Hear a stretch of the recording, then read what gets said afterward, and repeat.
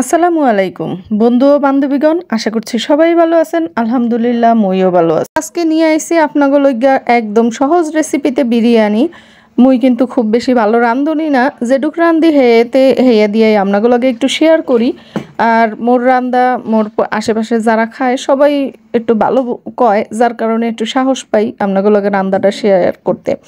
যাই হোক, এখানে প্রথমে গরুর মাংসটা একটু সেক্কা লইছিলাম, আর এরপরে তেল দিছি, তেলের মধ্যে পেঁয়াজটা দিয়ে ভালো করে ভাজা নিছি বেরেস্তা কইরা। এরপরে হইছে এর মধ্যে গরুর মাংসটা দিয়ে দিছি, আর এরপরেই টক দই দিছি, আর প্যাকেট যে বিরিয়ানি মশলা কিনতে পাওয়া যায় সেই মশলাটা দিয়ে দিছি।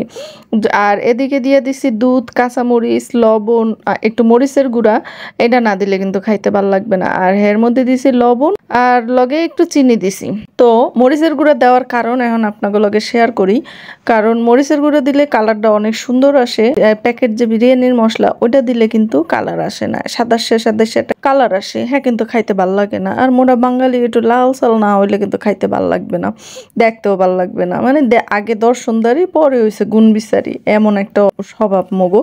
যাই হোক, এর লেগে মরিচটা দিছি। অনেকে কিন্তু টমেটো সস দেয়, কিন্তু মোর কিন্তু টমেটো সস খাইতে ভাল লাগে না, এর লেগে আমি টমেটো সস দেই না। যাই হোক, এরপরে প্রেশার কুকারে মাংসটা সেদ্ধ করতে দিয়েছি। যেহেতু সহজ রেসিপিতে রান্না, প্রেশার কুকারে দিলে কিন্তু আরও তাড়াতাড়ি হইয়া যায়।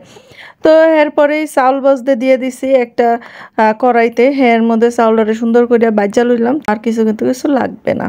তো এরপরে কি হয়েছে, চাউলের মধ্যে সেই মাংসগুলা ঢাইলা দিলাম প্রেশার কুকার থেকে। তার মধ্যে একটু 1 কাপ দুধ দিছি, আর মাইপা যে পানি গরম করছিলাম সেই পানিটা দিয়ে দিছি।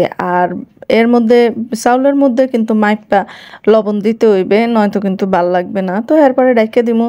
আর আলুগুলো কিন্তু মাংসের মধ্যেই মুই দিছিলাম, কারণ মোর মাইয়া তো আলু ছাড়া বিরিয়ানি খাইবে না।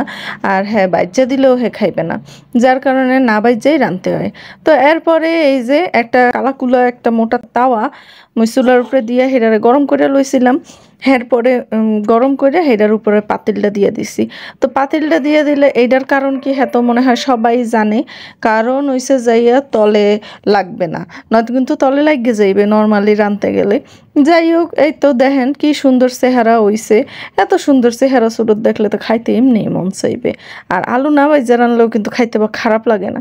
তো এই তো দেখতেই পাইতেছেন, মুই প্লেটও সাজাই হালাইছি, মোর মাইয়ে খাইবে এর লেগা। তো লগে সালাদ দিছি, পেঁয়াজ দিছি, লেবু দিছি, এনে দিলে কি খাওয়ান যায়। আর লগে একটু আচারও দিতে পারেন যদি মন চায়। তো মাংস একটু বেশি দিছিলাম। এই জায়গা আপনারা আপনাকে মাপ মতো দিবেন। খাইতে কিন্তু সেই হইছে, বিশ্বাস করেন আপুরা, এত মজা হইছে। তো মোর রেসিপি ফলো করে যদি রান্দা আপনাকে ভালো লাগে একটু জানাইয়েন। আপনারা বাসায় যদি রান্ধেন কখনো, অবশ্যই একটু মোরে কমেন্ট করে জানাইয়েন যে আপু এইটা রাঁধছি, এটা ভালো হইছে, আপনার রেসিপি ফলো করে রাঁধছি, মুগো খাইতে ভালো লাগছে। তা মুইও একটু উৎসাহ পাই আরও সুন্দর করে আপনাকে লগে নতুন নতুন রেসিপি আপনাকে শেয়ার করবো। তো আজকের ভিডিওটা আপনাকে যদি ভালো লেগে থাকে অবশ্যই একটু লাইক কমেন্ট করবেন, আর ভালো না লাগলে স্কিপ করবেন। তা আজকে এই পর্যন্তই, ভালো থাকবেন, আল্লাহ হাফেজ।